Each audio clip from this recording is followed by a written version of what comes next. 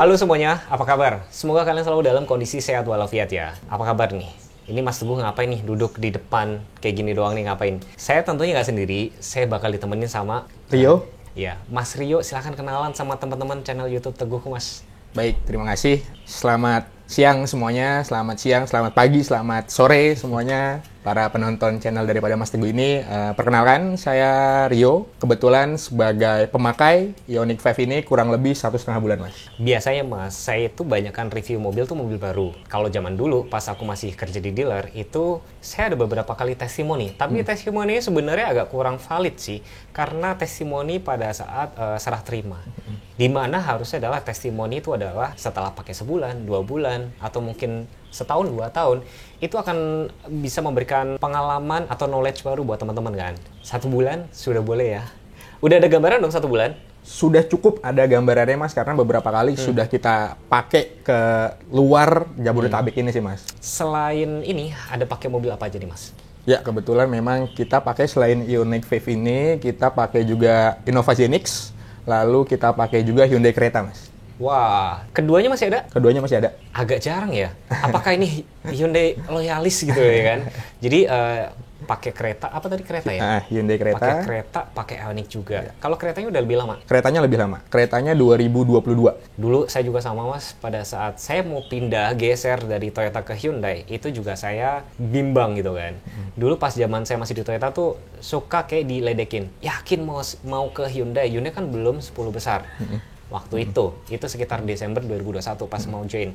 Nggak ada yang menyangka loh, dia sekarang kalau nggak salah sudah 6 besar. Ternyata di luar prediksi kan. Alasan pilih Hyundai kenapa, Mas? Kebetulan memang kita pertama mobil Hyundai tadi, Hyundai Creta tadi, Mas. Hyundai Creta tadi. Kebetulan memang kita tahu juga nih, seperti yang dibilang Mas Teguh, Hyundai ini sedang naik semuanya, baik kualitas, ataupun branding, ataupun after sales-nya. Itu, makanya setelah kereta kita pakai, setelah itu kita coba lagi yang lebih tinggi, baik teknologi atau lainnya, kita ambillah Ioniq 5 ini, Mas. Jadi kalau secara brand image, no worries ya? No worries. Selain pakai mobil listrik ini tadi, ada punya Zenix kan? Zenix-nya kira-kira nih tipe apa? Zenix-nya kemarin kita pakai yang Q Modelista. Berarti yang varian paling tinggi ya? Varian paling tinggi. Hybrid pula? Hybrid, betul. Nah, ini jadi salah satu sisi yang perlu orang-orang tuh tahu, dan saya juga masih wondering gitu loh, masih kayak kagum gitu loh. Kok berani beli mobil hybrid di mana zaman saya dulu masih di Toyota, jual mobil hybrid itu, saya jual ya, susah banget. Kenapa Mas pilih hybrid? Pertama, memang kita butuh mobil nih, Mas. Butuh mobil yang besar juga untuk angkut beberapa keluarga besar. Setelah sebelumnya saya pakai Venturer, gantilah kita cari beberapa mobil, dan ternyata ada Innova yang mengeluarkan Zenix-nya. Kita pilih hybrid, pertama memang teknologi yang baru lagi, Mas. Kebetulan saya dan keluarga saya cukup senang sama yang namanya teknologi terbarukan nih. Dan suka yang namanya coba-coba teknologi yang ada. Nah, salah satunya karena Zenix itu keluar dengan teknologi hybrid yang cukup mumpuni sekarang di Toyota, maka kita pilih Innova Zenix saat itu. Berarti sebenarnya memang suka dengan teknologi baru, apalagi memang kalau kita ngomongin ya, Ioniq 5 ini dari pertama kali diluncurkan kan memang mobil ini agak unik ya. Jadi bisa dilihat futuristik iya, tapi ada sedikit sentuhan retronya juga gitu loh. Kenapa pilihannya jatuh ke Ioniq 5 di mana harganya ini kan 800-an? Atau sudah pernah cek-recek ke brand lain gitu, Mas? Mobil listrik itu yang saya lihat gitu, Mas ya. Ada beberapa sertifikasinya nih tingkatannya, Mas. Yang saat ini beredar di Indonesia, kita tahu brand sebelah juga mengeluarkan yang listrik yang kecil gitu ya, sampai dengan Hyundai yang medium ke atas gitu. Nah, kebetulan memang kami sudah coba gitu beberapa, dan cocoknya adalah Hyundai Ioniq 5 ini karena dari segi leluasannya, lalu lagi dari segi kelistrikan dan segala macamnya lebih baik dalam tanda kutip dibandingkan brand-brand lain. Makanya kita pilih Ioniq 5. Saya ngalamin banget ya dari perjuangan dari Hyundai ini, ibaratnya tuh mengedukasi masyarakat dan segala macam itu bukan lagi sekedar kayak Anda harus beli mobil listrik loh ini, nggak perlu ya. Jadi kayak misalnya kalau kalian lihat billboardnya itu udah, kalau iklan-iklannya itu sudah 2.0 atau 3.0 gitu kan. Yang disasar tuh adalah nyebutnya apa ya? Habit dari usernya ini tadi gitu kan. Saya kemarin sudah sempat bikin reviewnya. Jadi kalau misalkan kurang lebih hitung-hitungannya ya, 1 kilometer itu cuman pakai biaya 400 perak loh ya kan. Kita bandingin sama mobil konvensional yang mesin bensin, bensin, kalau betul. 1:10 itu sekitar 1.400-an. Jadi memang irit banget. Mas, pertimbangannya nih, ya oke lah kalau beli Zenix Hybrid itu kan karena mesinnya masih ada mesin bensin dan hybridnya itu sendiri. Kenapa berani pilih mobil listrik yang benar-benar full listrik? Oke, pertama tadi kita tahu sendiri gitu Mas, mobil listrik itu free, bebas ganjil genap. Bahkan kemarin Mas, kita coba masuk ke Taman Mini, ketika mobil lain itu nggak boleh masuk, dengan mobil listrik kita boleh muter-muterin Taman Mini. Gitu. Jadi ada beberapa tempat spot yang memang dengan mobil listrik itu bisa kita masuki dengan lebih enak gitu. Itu karena nggak ada polusinya mungkin ya? Mungkin itu program ya, memang program daripada tempat tersebut gitu ya, atau program pemerintah. Lalu kita kemarin pelajari juga tentang pajaknya, yang sangat murah dibandingkan hal lain. Kedua, kita pikir juga tentang maintenance-nya apa ya, maksudnya ganti oli enggak? Kan gitu ya, masih otomatis ya. Ganti oli enggak, terus pajaknya murah, free ganjil genap, itu sih poin-poinnya. Kalau dari brand lain ada kepikiran nggak sih? Kan ada yang versi lebih murah tuh. Betul. Kepikiran ke situ nggak? Kita sudah coba gitu Mas, boleh kita sudah coba, cuma memang menghitung beberapa hal dan kayaknya jangka panjang nih Mas, memang lebih tinggi secara harga gitu, tapi ya kita dapat juga feedbacknya kualitasnya lebih baik sih Mas.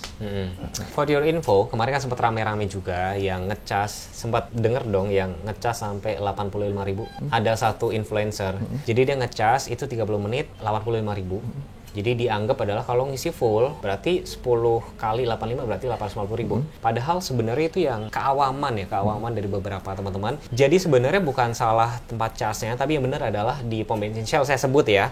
Jadi itu adalah dengan beli snack, beli beverage 85.000 free 30 menit gitu, dan itu untuk fast charging.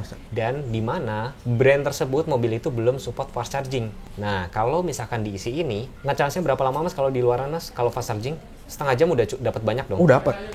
Udah cukup gitu loh. Nah, mungkin itu alasannya kalau beli Ioniq 5 udah pede ya. Kenapa pilih warna hitam? Di mana hero color dari Ioniq 5 itu adalah gold matte kan? Kenapa pilih warna hitam Mas? Seperti tadi Mas Teguh bilang, Hyundai terutama Ioniq 5 memang ini kan tadi dibilang sama Mas Teguh, hero colornya gold matte yang mana banyak ya Mas ya? Maksudnya banyak banget. Kita lihat Ioniq 5 pasti rata-rata gold matte. Nah kebetulan memang ketika saya lihat-lihat, saya perbandingan memang Mas. Dan lihat warna hitamnya langsung seneng. Artinya langsung seneng. Pertama, belum cukup banyak warna hitamnya. Kedua, kayaknya bisa kita apa-apain nih dengan warna hitam mobil ini. Gitu, bisa kita apa-apain lebih lanjut warna hitamnya ini. Gitu sih Mas. Dan saya juga lihat-lihat ya, tadi udah sempat lihat kan. Ada sesuatu yang apa yang beda gitu ya. Apa yang beda kira-kira guys? Coba. Apa yang beda nih coba ya? Kalau dari belakangnya. Coba, ya kan? Nggak ada yang jawab padahal ya. Mas, ini kayaknya udah diapain aja nih mobil ini? Oke, jadi gini, kemarin memang pada saat kita cari-cari Ioniq 5 dan ngobrol sama salah satu salesnya, ada bisa kita sesuatukan nih dari warna hitam. Nah, ketika dilihat, suka juga nih, kami langsung suka karena bisa di blackout Mas. Kita tahu sendiri Ioniq 5 itu apalagi warna hitam, ada warna silver yang menurut saya agak mengganggu tuh. Akhirnya kita request, saya minta dong ini supaya dihitamkan semua, bisa atau enggak. Nah, ternyata dari hal tersebut bisa, dan inilah hasilnya akhirnya. Nanti mau ditambah apa lagi? Kayaknya cukup kali Mas ya, gitu. Kayaknya udah cukup, artinya memang kini mobil kita akan pakai harian Mas, gitu. Jadi kalau kita terlalu banyak aksesoris dan sebagainya, kurang enak juga. Karena udah nyaman juga sih Mas, sejauh ini udah nyaman. Jadi kalau saya perhatiin ya, dari tamak belakang ini lebih cenderung ke blackout semua. Jadi udah diitemin, mungkin ya agak sedikit beda adalah logonya doang, logo Hyundai sama emblem Ioniq 5. Nanti bakal diitemin lagi nggak? Ya, ada rencana sih kita itemin lagi. Wah, dari depan juga sama, termasuk dari sisi set cladding. Terus saya juga perhatiin di bagian sisi set moldingnya juga sudah diitemin juga. Bagian depan, ya itu bagian depan yang spesial sih sebenarnya. Jadi bagian yang LED DRL itu tuh kan memang sayang ya kalau ditutupin banget ya. Betul. Tapi itu masih dapat sih. Jadi mobil ini jadi kelihatan makin ganteng sih gitu. Ngomong-ngomong nih Mas, yang bikin itu siapa sih? Ya. Itu Yang dia. punya ide itu loh.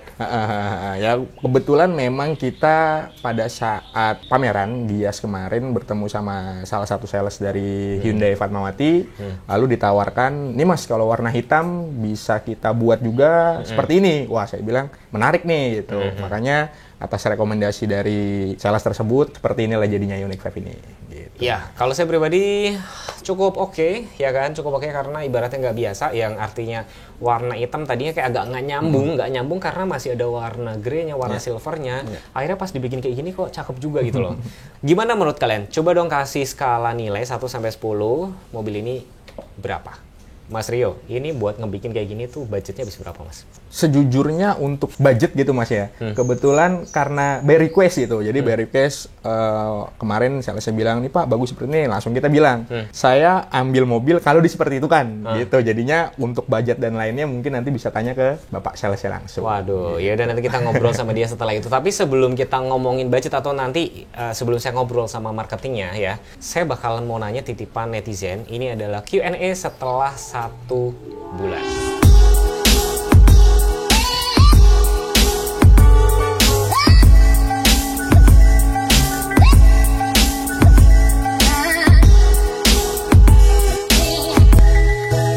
Mas Rio, ini ada beberapa titipan pertanyaan dari netizen nih. Pertama, pasti bakalan nanya performa dari Ioniq 5 ini gimana? Oke, berkaitan sama performa Mas ya. Karena ini memang mobil bukan bensin gitu Mas ya, atau bukan mesin biasa. Ketika turun pun langsung saya tes nih Mas gitu. Artinya kan dia tidak perlu inrain ataupun hal-hal seperti bensin selanjutnya. Tarikan yang ganas banget Mas. Kebetulan ada 3 mode Mas. Mode Eco-nya, mode normal sama mode sportnya. Mode Eco aja sudah cukup untuk kita ngelewati jalan sehari-hari. Itu mode normal, apalagi ke mode sport, torsinya berasa banget sih Mas. Gitu.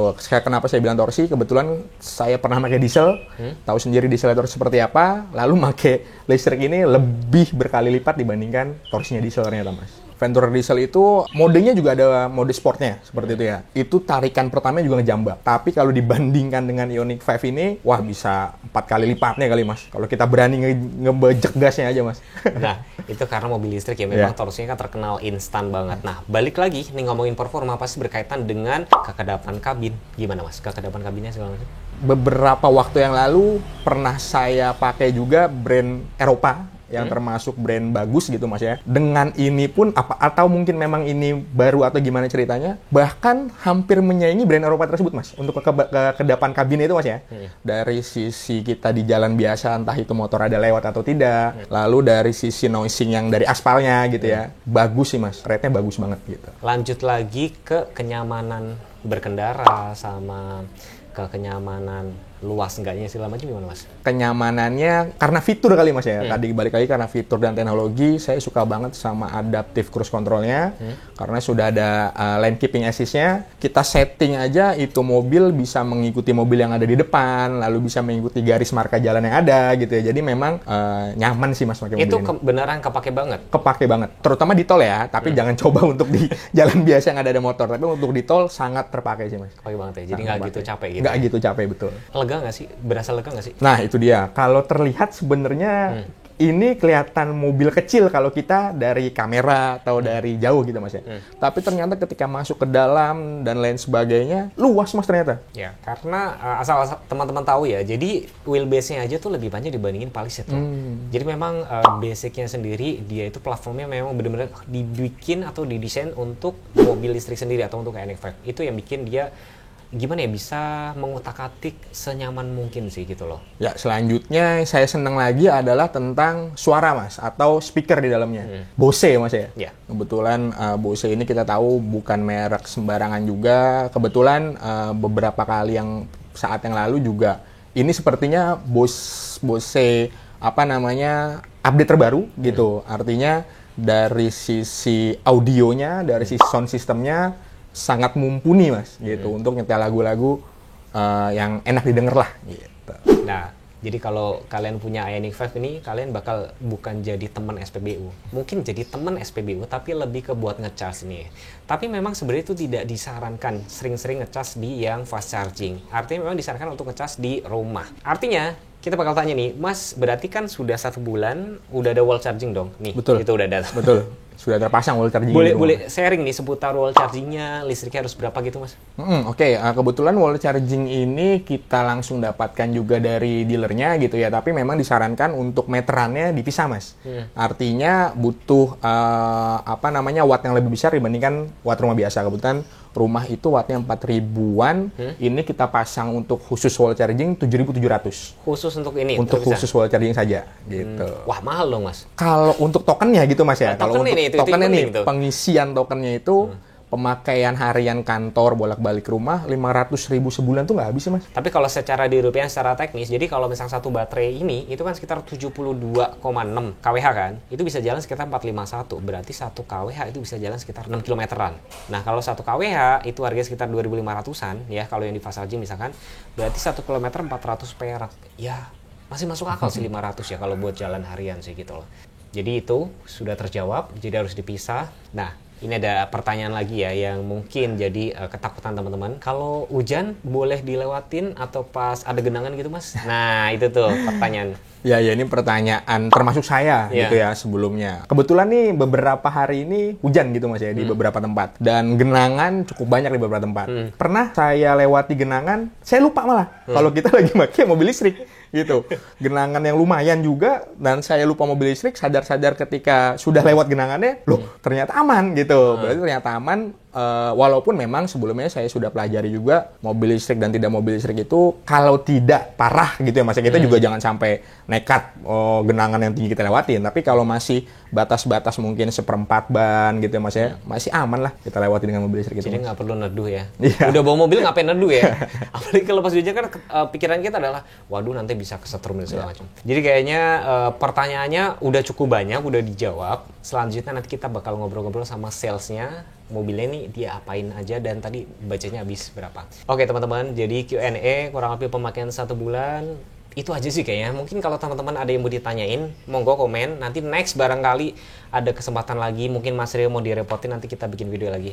Mas Rio, terima kasih banyak waktunya. Siap. Ya, sama-sama, semoga videonya tadi ini menjawab pertanyaan dari teman-teman semua ya.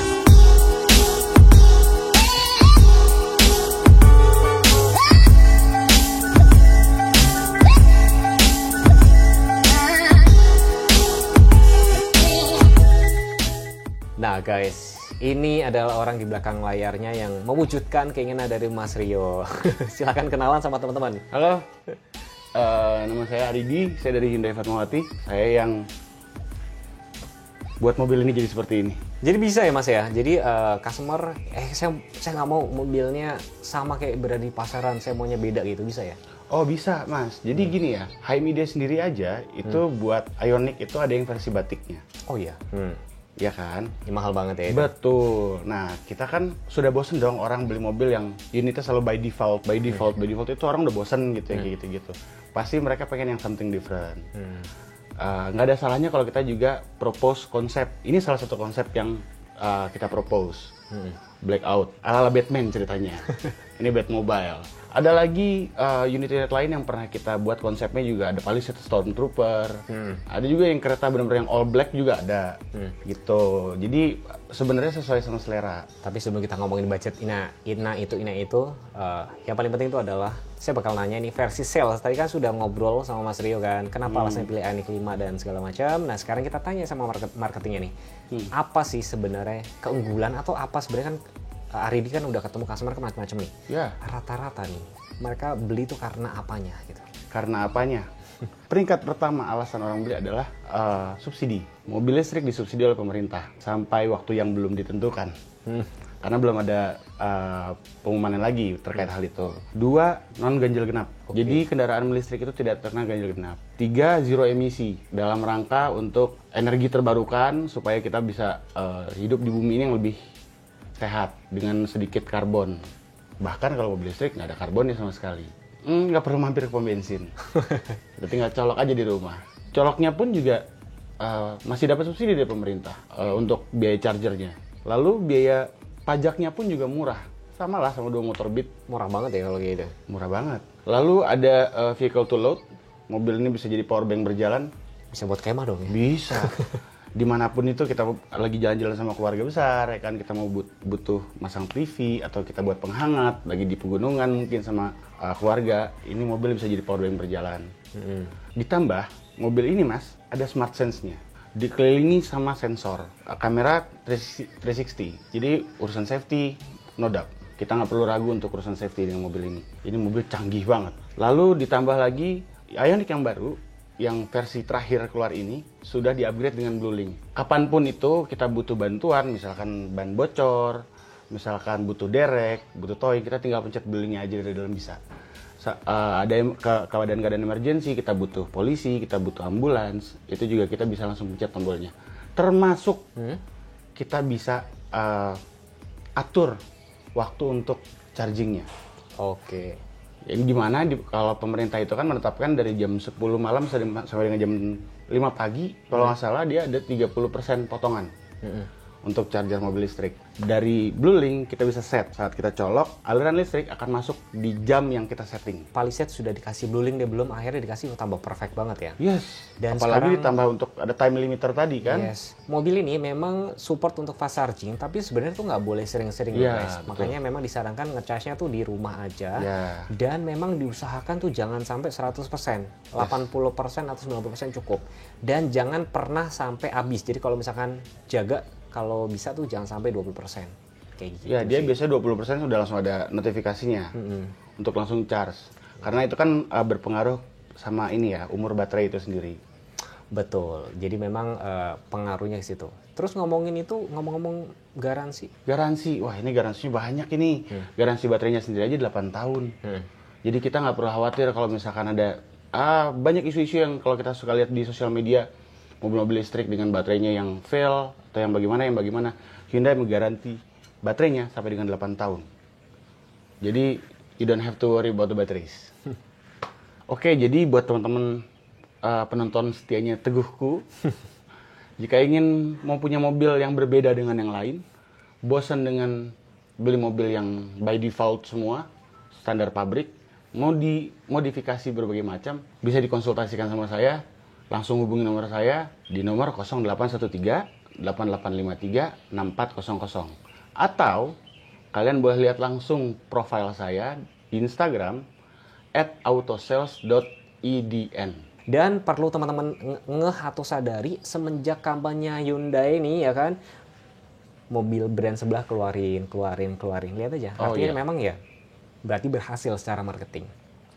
Oke, sampai di sini dulu videonya. Buat teman-teman yang mau nanya soal harga dan segala macam bisa langsung ke Aridi aja. Terima kasih. Wassalamualaikum warahmatullahi wabarakatuh.